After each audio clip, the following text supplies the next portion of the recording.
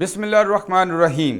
अस्सलाम वालेकुम dear students, हमने चैप्टर 4 स्टार्ट किया हुआ है और उसमें हमने अपना नॉलेज 4.4 को डिस्कस करना शुरू किया था, जिसमें हमने कुछ बातें डिस्कस की थी about the moment of inertia. तो बेटा मोमेंट ऑफ इनर्शिया के बारे में हमने ये बात की थी कि basically it is the measurement of rotational inertia, और रोटेशनल इनर्शिया बिल्कुल एक लीनियर इनर्शिया की तरह की चीज़ है।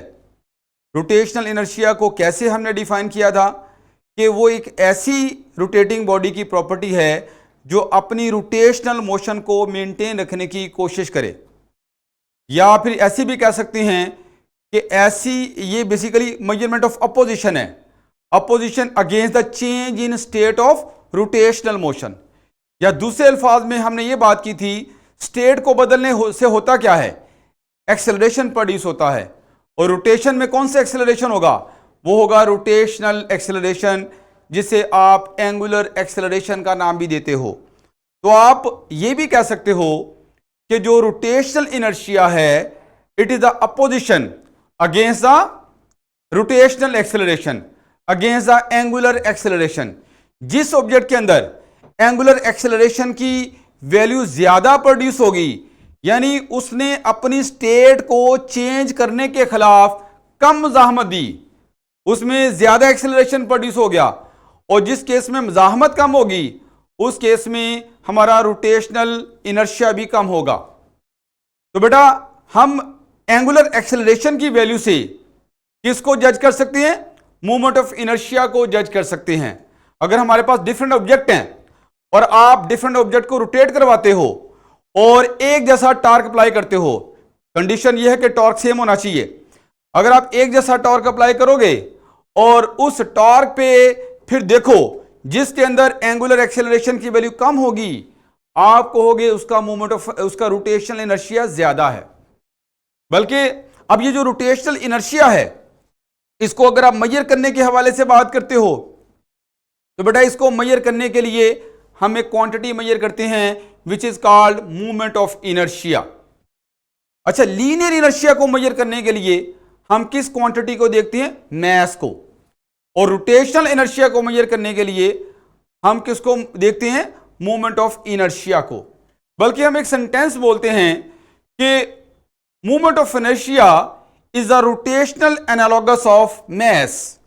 इसका क्या मतलब है, इसका मतलब यह है कि लीनियर मोशन में जो रोल मैस का है, रोटेशनल मोशन में वही रोल मूवमेंट ऑफ इनर्शिया का है। तो बेटा हमने अब यहां पे इस मूवमेंट ऑफ इनर्शिया की अंडरस्टैंडिंग भी की थी, जिसमें हमने ये बात की थी कि मूवमेंट ऑफ इनर्शिया किन किन फैक्टर्स पे डिपेंड करता है, और वो फैक्टर यहां पे आपको नजर भी आ रहे हैं। सबसे पहले हमने देखा था कि जो मूवमेंट ऑफ इनर्शिया है ये मैस पे डिपेंड करता है। जितनी ज्यादा मैस होगी उतना ऑब्जेक्ट को रोटेट करना मुश्किल होगा। More the mass more will be movement of inertia. और दूसरी चीज हमने देखी थी साइज। अगर किसी ऑब्जेक्ट का साइज बड़ा है तो साइज बढ़ने से भी मूवमेंट ऑफ इनर्शिया की वैल्यू इंक्रीज होती है।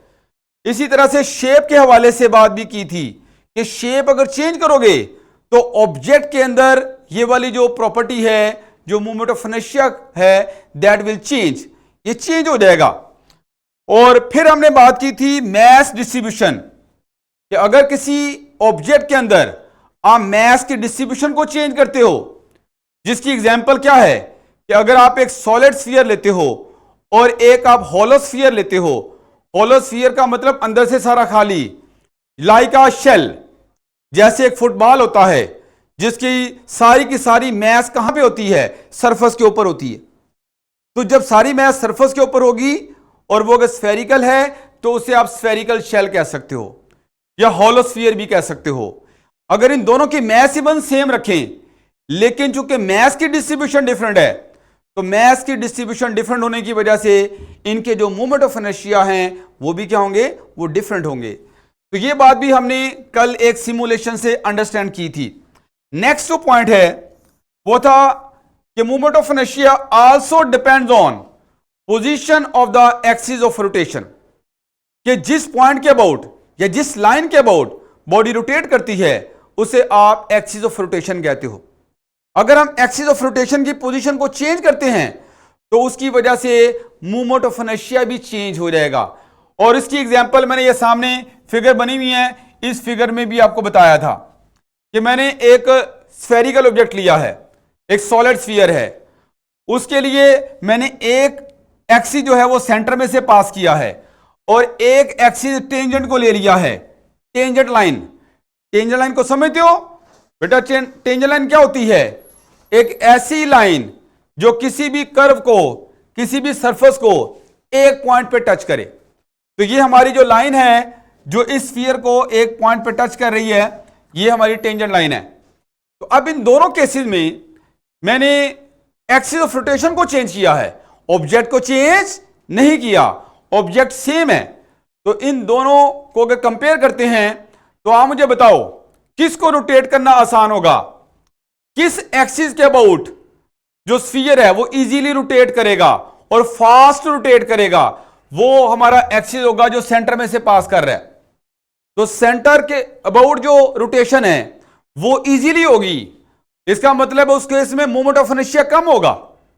लेकिन अगर आप टेंजेंट को एज ए एक्सिस लेते हो तो ऐसे केस में जब इसको घुमाओगे तो यहां पे रोटेशन फास्ट नहीं होगी, यानी रोटेशनल एक्सेलरेशन की वैल्यू कम होगी। और अगर रोटेशनल एक्सेलरेशन कम होगा तो हमारे पास मोमेंट ऑफ इनर्शिया की वैल्यू ज्यादा होगी।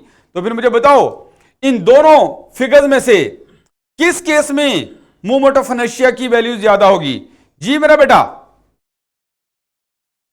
बेटा बता सकते हो कि टेंजेंट को अगर आप as a axis of rotation लो या सेंटर में आप एक्सिस को ले लो, इन दोनों सिचुएशन में किस केस में मोमेंट ऑफ इनर्शिया हमारे पास ज्यादा होगा? जिस केस में एंगुलर एक्सेलरेशन कम होगा, जिस केस में रोटेशनल स्टेट को बदलना मुश्किल होगा, और वो हमारे पास टेंजेंट वाला केस है। इस केस में मोमेंट ऑफ इनर्शिया हमारे पास ज्यादा होगा।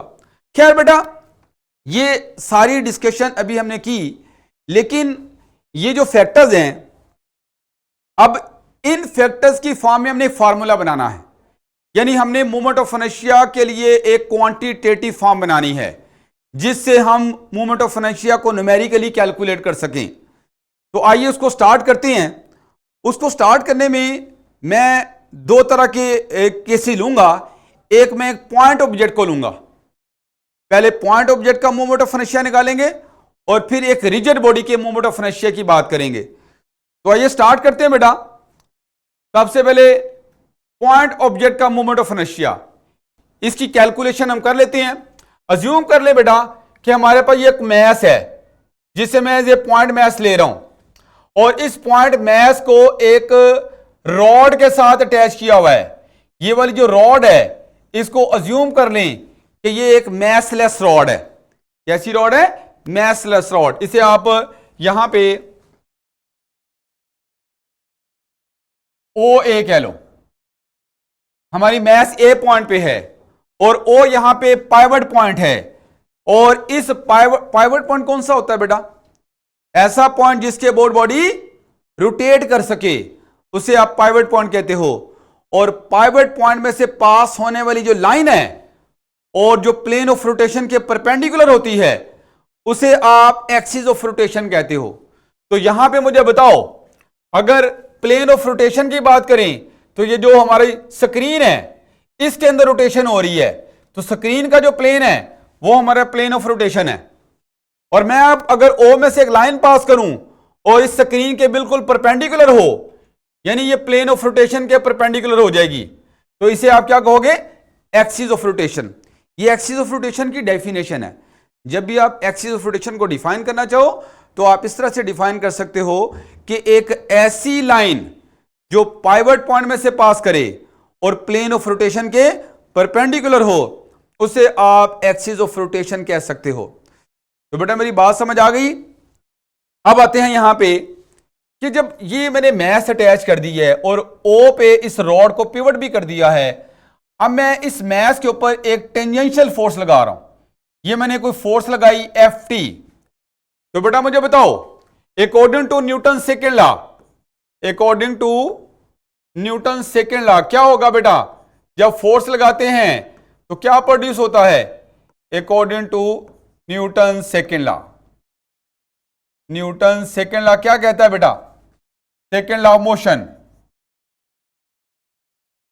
कि जो फोर्स लगाएंगे तो एक्सेलरेशन प्रोड्यूस होगा, और जो भी फोर्स एक्सेलरेशन प्रोड्यूस करती है उसे आप एम में लिख सकते हो। तो मैंने यहां पे F इक्वल टू एम में लिख दिया। अच्छा, अब चूंकि यहां पे जो न्यूटन सेकेंड लॉ के अकॉर्डिंगली जो एक्सेलरेशन होता है वो हमेशा फोर्स की डायरेक्शन में प्रोड्यूस होता, तो अगर मैंने फोर्स को टेंजेंट के अलोंग अप्लाई किया है तो एक्सेलरेशन भी क्या होगा, टेंजेंट के अलोंग प्रोड्यूस होगा। इस एक्सेलरेशन को आप टेंजेंशियल एक्सेलरेशन कह सकते हो। तो इसके लिए मैं यहां पे AT लिख देता हूं, AT फॉर टेंजेंशियल एक्सेलरेशन, और इधर फोर्स भी चूंकि टेंजेंशियल है इसके साथ भी मैंने FT लिख दिया है। तो इस तरह से मैंने न्यूटन सेकेंड लॉ को लिख दिया। अब मुझे आप बताओ कि अगर इस रॉड को हमने O पे पाविट किया है तो जैसे ही ये फोर्स लगाएंगे तो यहां पे एक टर्निंग इफेक्ट नहीं आ रहेगा, ठीक है। फोर्स हमारे पास है और ये वाला जो डिस्टेंस है ये एज ए मोमेंट आर्म काम करेगा, तो इस मोमेंट आर्म की वजह से यहां पे एक टर्निंग इफेक्ट आ गया जिसे आप टॉर्क कहते हो। क्या कहते हो, टॉर्क। और जब टॉर्क एक्ट करेगा तो उसने यहां पे एंगुलर एक्सेलरेशन प्रोड्यूस करना है। तो इट मींस ये रॉड यहां, ये जो मैस है ये सर्कल में रोटेट करना शुरू कर देगी, सर्कल में रोटेट करना शुरू करेगी, उसके अंदर एंगुलर एक्सेलरेशन प्रोड्यूस होगा। और आप जानते हो कि टेंजेंशियल एक्सेलरेशन और एंगुलर एक्सेलरेशन आपस में रिलेट किए जा सकते हैं by formula AT equal to R alpha. तो ये मैंने यहां पे रिलेशन लिख दिया टेंजेंशियल एक्सेलरेशन और एंगुलर एक्सेलरेशन के बिटवीन। अब अगर मैं इस वैल्यू को इधर पुट करता हूं, यहां पे हम इस AT की वैल्यू पुट करते हैं तो देखते हैं कि फोर्स की वैल्यू क्या बनेगी, force will be equal to M और AT की जगह पे लिखेंगे R अल्फा। ये मैंने R अल्फा लिख दिया।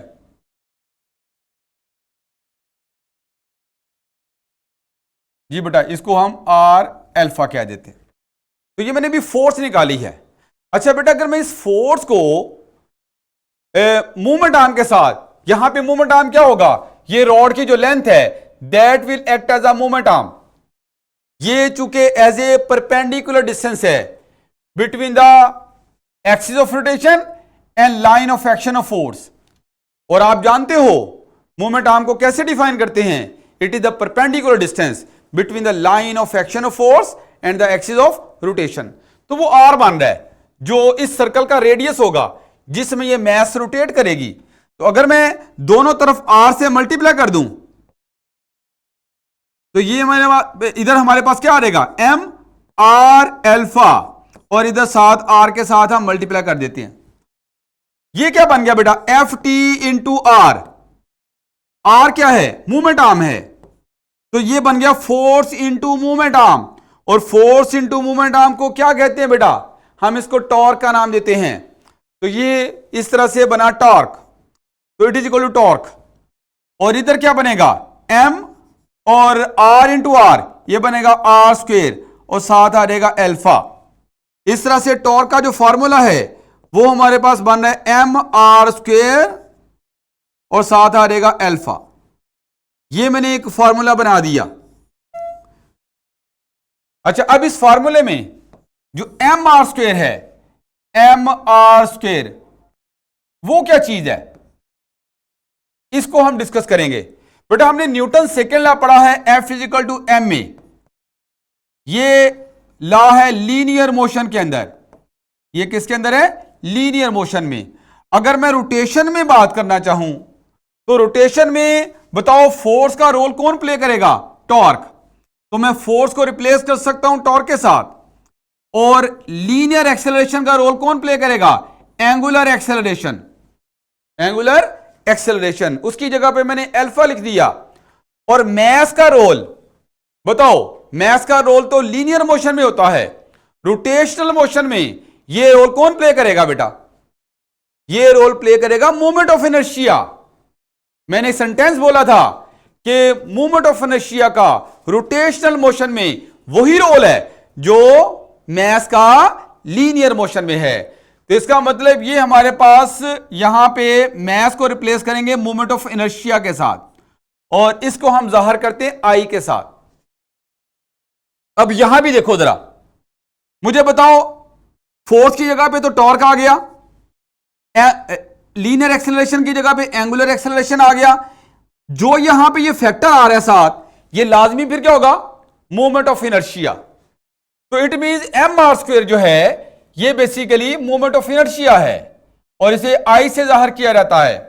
किससे जाहिर करते हैं बेटा, आई से जाहिर करते हैं। तो इस तरह से मोमेंट ऑफ इनर्शिया की वैल्यू बन गई M R square. It is the moment of inertia, moment of inertia.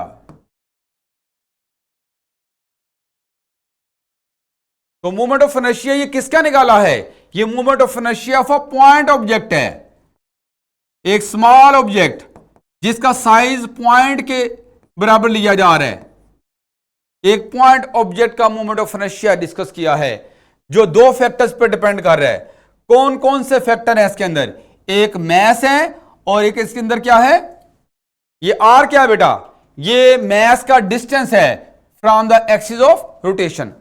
तो अगर मैं यहां से मोमेंट ऑफ इनर्शिया को डिफाइन करना चाहूं, एक डेफिनेशन बनाना चाहें मोमेंट ऑफ इनर्शिया की, लेकिन पॉइंट ऑब्जेक्ट के लिए, लेकिन किसके लिए, पॉइंट ऑब्जेक्ट के लिए, तो वो क्या बनेगी, तो पॉइंट ऑब्जेक्ट का मोमेंट ऑफ इनर्शिया क्या होगा, it is a product of, it is a product of, किन चीजों का प्रोडक्ट है, product of mass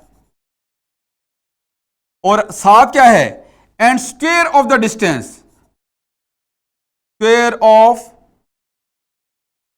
distance of mass, square of distance of mass from axis of rotation, from axis of rotation.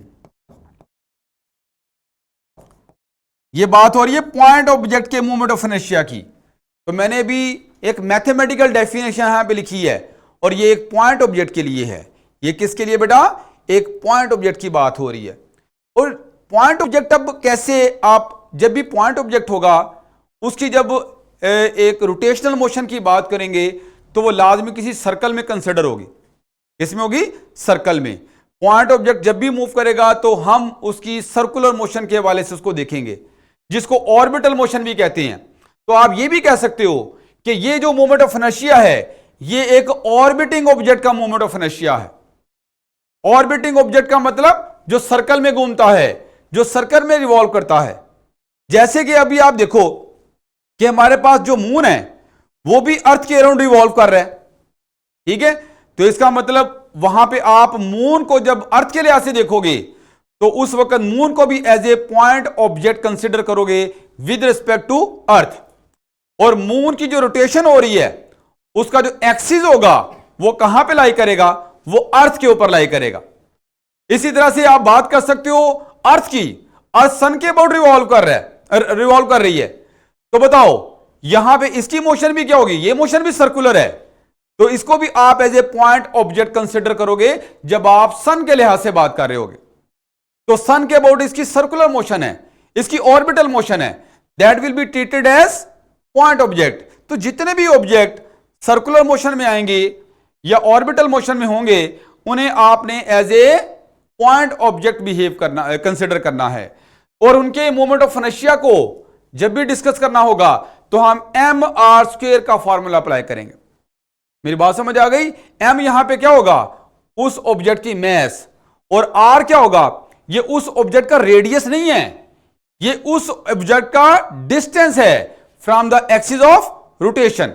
जैसे suppose करो हमारे पास अगर यहां पे ये अर्थ है और यहां पे मून है, तो मून जो है ये अगर अर्थ के अबाउट रिवॉल्व कर रहा है तो हमने मून का रेडियस नहीं इसमें पुट करना। जब मोमेंट ऑफ इनर्शिया की बात करेंगे हम इस मून का अर्थ से डिस्टेंस लेंगे, वो यहां पे पुट करेंगे और मून का मोमेंट ऑफ इनर्शिया कैलकुलेट करेंगे जब मून की ऑर्बिटल मोशन कंसिडर की जा रही होगी। तो खैर बेटा, मैंने ये जो torque is equal to I alpha लिखा है इसको भी थोड़ा डिस्कस कर लें। इसको हम कहते हैं Newton second law in rotational motion. It is known as Newton second line rotational motion. ये हमारे पास न्यूटन सेकेंड लॉ है इन लीनियर मोशन। मेरी बात को समझ रहे हो? तो ये भी आपने याद रखना है, रोटेशन में अगर आपने न्यूटन सेकेंड लॉ को अप्लाई करना है तो आप torque is equal to I alpha लिखोगे। अब जरा मैं पिछला जो कॉन्सेप्ट आपसे डिस्कस कर रहा था कि अगर हम टॉर्क को फिक्स रख दें, टॉर्क को कांस्टेंट ले लें यहां पे, तो बताओ यहां पे आई और अल्फा के दरमियान कैसा रिलेशन बनेगा? मैं आई को लिख सकता हूं, I will be equal to torque over alpha. तो बताओ आई का अल्फा के साथ कैसा रिलेशन हो जाएगा? इनवर्स रिलेशन होगा अगर टॉर्क को फिक्स ले लिया जाए। और कल मैंने जब लेक्चर दिया था तो वो सारी बातें इसी हवाले से की थी कि आपने टॉर्क को फिक्स रखना है। टॉर्क को फिक्स रख के आप देखो कि वहां पे जिस ऑब्जेक्ट के अंदर एंगुलर एक्सेलरेशन कम प्रोड्यूस हो रहा है उसके मोमेंट ऑफ इनर्शिया की वैल्यू ज्यादा होगी, और जिस ऑब्जेक्ट के अंदर एंगुलर एक्सेलरेशन की वैल्यू ज्यादा प्रोड्यूस हो रही है उसका मोमेंट ऑफ इनर्शिया कम होगा। तो ये सारे पॉइंट जो है वो हमने लास्ट टाइम जो है वो डिस्कस किए थे, और मैं इसकी अब कंफर्मेशन कर रहा हूं, इस बात को जस्टिफाई कर रहा हूं कि जो भी कल हमने पढ़ा था वो सारी बातें मैथमेटिकली भी जस्टिफाई हो रही हैं। लो बेटा अगला पॉइंट हमारा क्या है? नेक्स्ट पॉइंट जो हमने डिस्कस करना है वो अब डिस्कस करेंगे, किसी रिजिड बॉडी की बात करेंगे, और नॉर्मली हम बात करेंगे extended rigid body. Extended rigid body कौन सी होती है? जिसका कोई बड़ा साइज हो, और जितने भी बड़े साइज के ऑब्जेक्ट हैं उनकी जब रोटेशनल मोशन की बात की जाएगी तो वो उनकी स्पिन मोशन की बात हो रही होगी। जब आप किसी छोटे ऑब्जेक्ट की मोशन की बात करोगे तो नॉर्मली उसकी सर्कुलर मोशन या ऑर्बिटल मोशन की बात कर रहे होते हैं, लेकिन जब आप एक एक्सटेंडेड ऑब्जेक्ट की बात करते हो तो तब आप कौन सी बात करोगे? तब आप उसकी स्पिन मोशन की बात करोगे। स्पिन मोशन और ऑर्बिटल मोशन, इन दोनों में फर्क क्या है? स्पिन मोशन में जो एक्सिस ऑफ रोटेशन होता है वो बॉडी के इनसाइड लाई करता है। जैसे फर्ज करें ये हमारे पास अगर कोई भी एक ऑब्जेक्ट है, सॉलिड है सारा, ठीक है, और अगर मैं इसके सेंटर से ये एक एक्सिस पास कर दूं तो ये ऐसा एक्सिस है जो इसकी बॉडी के अंदर लाई करता है, और इसके अबाउट अगर मैं इसको घुमाऊंगा तो इसकी मोशन क्या होगी? स्पिन मोशन होगी। जबकि ऑर्बिटल मोशन की अगर बात करते हो, जो कि यहां पे डिस्कशन की है, इसमें आपका पॉइंट ऑब्जेक्ट यहां पे है जबकि एक्सिस यहां पे है। तो ये कैसा केस बन गया जिसमें एक्सिस जो है वो ऑब्जेक्ट के इनसाइड लाई नहीं करता। तो ये एक मेन डिफरेंस है ऑर्बिटल मोशन और स्पिन मोशन के बिटवीन, ये भी आपने याद रखना। अब मैं रिजिड बॉडी की जब बात करूंगा तो मैं स्पिन मोशन पे बेस करूंगा सारी बातें। तो अज्यूम कर लेते हैं हमारे पास एक यहां पे ये सपोज करें एक रिजिड बॉडी, मैंने इस रिजिड बॉडी के मूवमेंट ऑफ इनर्शिया को अंडरस्टैंड करना है। तो मैं अज्यूम कर लेता हूं कि इसको मैंने ओ पे पाइवट किया हुआ है और ओ के अबाउट ये रोटेट कर सकती है। यहां पे रोटेट करने का मतलब स्पिन करना है। क्या करना है? स्पिन करना है। तो बेटा अगर ये रोटेट कर रही है तो डेफिनेटली इसका भी कुछ ना कुछ रोटेशनल इनर्शिया है, इसका भी कुछ ना कुछ मूवमेंट ऑफ इनर्शिया है, वो अब हम कैलकुलेट करेंगे। तो बेटा अगर इसके अंदर जो मैस की डिस्ट्रीब्यूशन है वो अगर यूनिफॉर्म नहीं है, सपोज करें ताकि हम अपने प्रॉब्लम को जनरल वे से अंडरस्टैंड कर सकें, तो अज्यूम कर लो कि इसके अंदर मैस की जो डिस्ट्रीब्यूशन है वो हर जगह पे एक जैसी नहीं है, यूनिफॉर्म नहीं है, कहीं पे मैस ज्यादा है, कहीं पे मैस कम है, ताकि आपका जो केस है, जो आपकी डिस्कशन है वो जनरल हो जाए। यूनिफॉर्म मैस की डिस्ट्रीब्यूशन वाला जो केस है वो एक स्पेशल केस बन जाएगा, वो यहीं से आगे उसको डिस्कस किया जा सकता है। लेकिन मोर जनरल फॉर्म डिस्कस करने के लिए मैं अज्यूम कर रहा हूं कि यहां पे मैस की डिस्ट्रीब्यूशन क्या है? ये नॉन यूनिफॉर्म है। ये क्या है बेटा? नॉन यूनिफॉर्म है। अच्छा, अगर इसमें मैस की डिस्ट्रीब्यूशन नॉन यूनिफॉर्म है तो अब इसका मोमेंट ऑफ इनर्शिया कैसे निकालेंगे? हमने तो अभी जो मोमेंट ऑफ इनर्शिया कैलकुलेट किया है वो तो एक पॉइंट ऑब्जेक्ट का निकाला है जो सर्कल में रिवॉल्व कर रहा है, जो ऑर्बिटल मोशन के अंदर है। तो अब इसका मोमेंट ऑफ इनर्शिया कैसे निकालेंगे? तो इसके लिए बेटा हम उसी फार्मूले को यूज करेंगे। मैं एक ऐसी सिचुएशन बना दूंगा, एक ऐसा सिनेरियो बना दूंगा कि मैं उसी फार्मूले को यहां पे अप्लाई कर सकूं। अब वो सिनेरियो कैसे बनेगा, वो सिचुएशन कैसे बनेगी? बेटा अगर मैं अज्यूम करूं कि ये सारी की सारी जो रिजिड बॉडी है ये छोटी छोटी मैसेज से मिलकर बनी है, छोटी छोटी पॉइंट मैसेज से मिलकर बनी है। जिनको यहां पे नाम दे दिया है M1, M2, M3 up to Mn। हमारे पास बहुत छोटी छोटी मैसेज से ये रिजिड बॉडी मिलके बनी है, M1, M2, M3 and so on Mn। ठीक है, और ये सारी के सारी जो मैसेज हैं इनके पाइवट पॉइंट से कुछ ना कुछ डिस्टेंसेस भी हैं। उन डिस्टेंसेस को हम नाम दे देते हैं, M1 जो है पाइवट पॉइंट से R1 डिस्टेंस पे है, M2 R2 डिस्टेंस पे है, M3 R3 डिस्टेंस पे है, और इसी तरह से Mn जो है वो Rn डिस्टेंस पे है। अब बेटा जब ये रोटेट करेगी रिजिड बॉडी, तो बेटा मुझे बताओ, ये तो रोटेट करेगी, स्पिन मोशन होगी, जरा ये छोटी छोटी जो मैसेज हैं इनके बारे में बताओ कि इनकी मोशन कैसी होगी। तो बेटा यहां पे जब ये रोटेट करेगी तो ये सारी की सारी छोटी मैसेज ऑर्बिटल मोशन में आ रहेंगी, सर्कल में रिवॉल्व करेंगी, और जब ये सर्कल में मूव करेंगी तो डेफिनेटली इनका जो मोमेंट ऑफ इनर्शिया है, अगर उसको कंसिडर करना चाहो तो वो आप बिल्कुल एज ए पॉइंट ऑब्जेक्ट के तौर पर कंसिडर कर सकते हो। तो फिर हर ऑब्जेक्ट के लिए मैं पिछला फार्मूला अप्लाई कर सकता हूं, क्योंकि पिछला फार्मूला आपने पॉइंट ऑब्जेक्ट के लिए निकाला है, और ये सारी के सारी मैसेज भी क्या हैं, ये पॉइंट ऑब्जेक्ट्स हैं और सर्कल में रिवॉल्व कर रही हैं। लेकिन इन तमाम के सर्कल एक जैसे नहीं होंगे, किसी सर्कल का रेडियस R1 है, किसी का R2 है, किसी का R3 है, और किसी का अप टू Rn है। तो मैं अगर पहले मैथ के लिए बात करता हूं और उसके ऊपर लगने वाले टॉर्क को निकालना चाहूं, तो टॉर्क का फॉर्मूला अभी हमने बनाया था, torque is equal to mr² alpha, ये वाला फॉर्मूला बनाया था ना। अब अगर हमारी मैथ यहां पे M1 है तो इसके साथ 1 लगा दें, और डिस्टेंस अगर इस मैथ का पाइवट पॉइंट से या एक्सिस ऑफ रोटेशन से R1 है तो इधर R1 लिख दो, और इस मैथ के अंदर जो एक्सेलरेशन है उसको अल्फा 1 कर देते हैं। तो ये मैंने फर्स्ट मैथ के लिए टॉर्क को लिख लिया। इसी तरह से अगर मैं सेकंड मैथ के लिए बात करूंगा तो उसके लिए हो जाएगा M2 R2² अल्फा 2, और लास्ट मैथ के लिए अगर मैं लिखना चाहूं तो उसके लिए क्या लिखा रहेगा, torque tau n is equal to Mn Rn फिर और अल्फा n आ गया। तो मैंने छोटी छोटी तमाम मैसेज के टॉर्क जो है वो कैलकुलेट कर लिए जो इन पे लग रहे हैं, उस फार्मूले से जो प्रीवियस टॉपिक में इससे पहले जो हमने पढ़ा उसमें जो हमने ड्राइव किया था। अब आते हैं यहां पे टोटल, अगर इसमें इस रिजिड बॉडी के ऊपर टॉर्क निकालना चाह रहा हूं तो मुझे इनको ऐड करना पड़ेगा, तो इनको ऐड कर लेते हैं।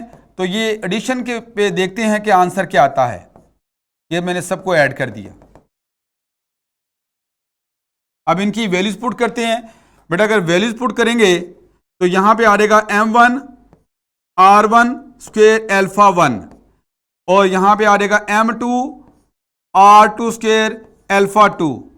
ऐसे ही लास्ट टर्म को लिखेंगे तो ये हमारे पास बनेगी Mn Rn² alpha n। Clear हो गया बेटा? अच्छा, अब एक बड़े मजे की बात शायद आपने पढ़ी भी हो कि जब कोई बॉडी रोटेट कर रही होती है, रिजिड बॉडी रोटेट करती है, तो उस रिजिड बॉडी को चूंकि आप ये ज्यूम कर रहे हो कि छोटे छोटे पार्टिकल्स ने मिलकर बनाया हुआ, वो छोटे छोटे पार्टिकल से मिलकर बनी हुई, तो जब रिजिड बॉडी रोटेट कर रही है तो वो सारे पार्टिकल भी मूव कर रहे हैं। तो अगर वो सारे पार्टिकल मूव कर रहे हैं तो उनके अंदर एंगुलर एक्सेलरेशन है, और हमने ये बात पढ़ी है, मेरा ख्याल है पिछले टॉपिक्स में आपने पढ़ी होगी जो शुरू के बेसिक टॉपिक हैं, कि तमाम के तमाम पार्टिकल जो रिजिड बॉडी को बना रहे हैं, they rotate with same angular displacement, same angular velocity and same angular acceleration. उनकी एंगुलर डिस्प्लेसमेंट भी सेम होती है, उनका एंगुलर एक्सेलरेशन भी सेम होता है, और उनकी एंगुलर वेलोसिटी भी सेम होती है। They have the same angular variables. उन सब के एंगुलर वेरिएबल्स क्या होते हैं? सेम होते हैं। वही होंगे जो एक रिजिड बॉडी के लिए होंगे। जिस एंगुलर डिस्प्लेसमेंट, जिस एंगुलर वेलोसिटी, जिस एंगुलर एक्सेलरेशन के साथ ये रिजिड बॉडी रोटेट कर रही है, वही एंगुलर एक्सेलरेशन, वही एंगुलर डिस्प्लेसमेंट, वही एंगुलर वेलोसिटी एवरी पार्टिकल के लिए होगा। उसकी मैं थोड़ी सी जस्टिफिकेशन भी देता हूं आपको। वो जस्टिफिकेशन क्या है कि सपोज करें कि ये हमारे पास एक रिजिड बॉडी है और इसके ऊपर हम जो है वो अगर मैं पॉइंट ले लेता हूं, एक P1, एक यहां पे P2 पॉइंट ले लिया और एक P3, 3 पॉइंट मैंने सपोज कर लिए। अब अगर ये रोटेट करके यहां पे आ गई है, अज्यूम करें कि यहां पे आ गई, तो अब जो पार्टिकल P1 है उसकी पोजीशन ये बनेगी, पार्टिकल P2 की पोजीशन यहां पे हो जाएगी और पार्टिकल P3 यहां पे आ जाएगा, यानी वही पार्टिकल इधर आ गए। अब मैं अगर पार्टिकल P1, अगर ये सपोज करो कि O यहां पे पाइवट पॉइंट है, पार्टिकल P1 की एंगुलर डिस्प्लेसमेंट देखना चाहूं तो मेरे पास वो क्या बनेगी, मैं ये रेडियस लाइन ड्रा करूंगा और इनके दरमियान एंगल देख लूंगा। ये हमारे पास पार्टिकल P1 की एंगुलर डिस्प्लेसमेंट हो गई इस पोजीशन से इस पोजीशन तक आने में, ठीक हो गया। ऐसे ही अब मैं अगर पार्टिकल P2 की बात करता हूं, बताओ उसकी एंगुलर डिस्प्लेसमेंट क्या बनेगी, वो उसके लिए भी एंगल सेम बन रहा है। ऐसे ही अगर मैं पार्टिकल P3 की बात करूं, उसके लिए एंगुलर डिस्प्लेसमेंट क्या होगी, वो भी बिल्कुल उतनी ही बन रही है। इट मींस मैंने जो 3 पार्टिकल लिए, इन तीनों के लिए एंगुलर डिस्प्लेसमेंट की वैल्यू क्या आ रही है, सेम आ रही है। तो हम कह सकते हैं तीनों पार्टिकल एक जैसी एंगुलर डिस्प्लेसमेंट रख रहे हैं, और अगर एंगुलर डिस्प्लेसमेंट सेम है तो इनकी एंगुलर वेलोसिटी भी सेम होगी, क्योंकि एंगुलर वेलोसिटी एंगुलर डिस्प्लेसमेंट से ही निकलती है। और अगर एंगुलर वेलोसिटी सेम है तो इनके एंगुलर एक्सेलरेशन भी सेम होंगे। तो इन तमाम पार्टिकल के लिए जो एंगुलर वेरिएबल्स हैं वो सेम होते हैं, वही होते हैं जो रिजिड बॉडी के लिए होते हैं। अच्छा, एक और बात, इनके जो लीनियर वेरिएबल्स हैं, अगर मैं P1 का लीनियर डिस्टेंस देखूं तो वो ये S1 होगा, P2 का लीनियर डिस्टेंस देखूं तो वो S2 होगा ये वाला, और P3 का लीनियर डिस्टेंस S3 हो गया। बताओ इनके लीनियर डिस्टेंस सेम है? नहीं, इनके लीनियर डिस्टेंस कवर्ड सेम नहीं है, और ना ही इनकी लीनियर वेलोसिटी सेम होगी, क्योंकि लीनियर वेलोसिटी के लिए फॉर्मूला क्या है, V = R ओमेगा। ओमेगा तो तमाम पार्टिकल के लिए सेम है, लेकिन रेडियस इन तीनों पार्टिकल्स के लिए डिफरेंट है। अगर रेडियस डिफरेंट है तो इनकी लीनियर स्पीड भी डिफरेंट होगी।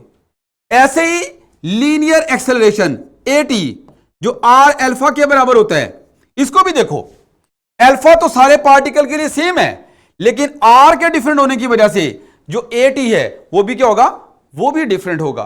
तो इसका मतलब है जो लीनियर वेरिएबल्स हैं, ठीक है, linear distance, linear speed, linear acceleration, वो तीनों क्या है, वो डिफरेंट है, जबकि एंगुलर वेरिएबल्स क्या है, वो हमारे सेम होते हैं।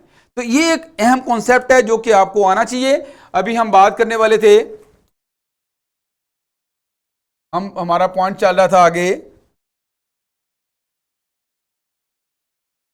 जी बेटा, हम कैलकुलेशन कर रहे थे about the torque, total torque. तो बेटा टोटल टॉर्क निकालें। अब मुझे बताओ कि α1, α2, α3, αn ये तमाम पार्टिकल्स के एंगुलर एक्सेलरेशन हैं, और चूंकि सारे के सारे पार्टिकल सेम एंगुलर वेरिएबल्स के साथ रोटेट कर रहे होते हैं, तो फिर हम कह सकते हैं कि α1 will be equal to α2 will be equal to α3 and so on equal to αn। ये सारे इक्वल हैं, इन सब के लिए एक ही सिंबल अल्फा ले लेते हैं। अल्फा क्या है, angular acceleration of rigid body. तो इस तरह से अब सबकी जगह पे अगर मैं यहां पे अल्फा लिख दूं तो यहां पे होगा क्या, ये सिचुएशन कुछ ऐसी बनेगी कि अगर मैं यहां से ये इनका 1 उतार दूं, यहां से इधर से 2 उतार दूं, इधर से n उतार दें, तो अब बेटा ये जो फॉर्मूला हमारे पास है इधर आ जाएगा अल्फा। अब सारी टर्म्स के अंदर अल्फा जो है वो सेम हो गया, अल्फा हम कॉमन ले लेंगे। अगर अल्फा कॉमन लें तो ये क्या बनेगा, m1 r1 square plus m2 r2 square and so on plus mn rn square, और बाहर आ गया हमारे पास अल्फा। बेटा ये पहली चीज क्या है, ये मैस m1 का मोमेंट ऑफ इनर्शिया है, mass m1 is a point mass. दूसरी चीज क्या है, मैस m2 का मोमेंट ऑफ इनर्शिया है, मैस m2 क्या है, पॉइंट मैस। तो ये सारी पॉइंट मैसेज के जो मूवमेंट ऑफ इनर्शिया हैं ये क्या हो रहे हैं, ये ऐड हो रहे हैं। और जब तमाम स्मॉल मैसेज के मूवमेंट ऑफ इनर्शिया ऐड करेंगे तो इससे आपके पास क्या आएगा, पूरी रिजिड बॉडी का मूवमेंट ऑफ इनर्शिया। तो ये जो ब्रैकेट वाली चीज है ये हमें रिजिड बॉडी का मूवमेंट ऑफ इनर्शिया दे रही है, और इसको आप एक सिग्मा की फॉर्म में लिख सकते हो। मैं अगर इसको सिग्मा की फॉर्म में लिखना चाहूं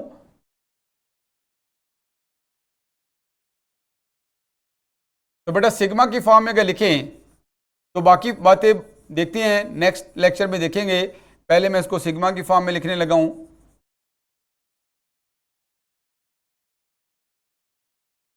जी बेटा, सिग्मा की फॉर्म में लिखना आपको आता है। अगर मैं सिग्मा स्टैंड्स फॉर समेशन, इसमें जो चीज हर टर्म में आ रही है वो है एम आर स्क्वायर, और जहां पे चेंज आ रही है, इधर 1 1 है, फिर 2 2 है, फिर 3 3 है, जहां पे चेंज आ रही है वहां पे कोई वेरिएबल लिख दो।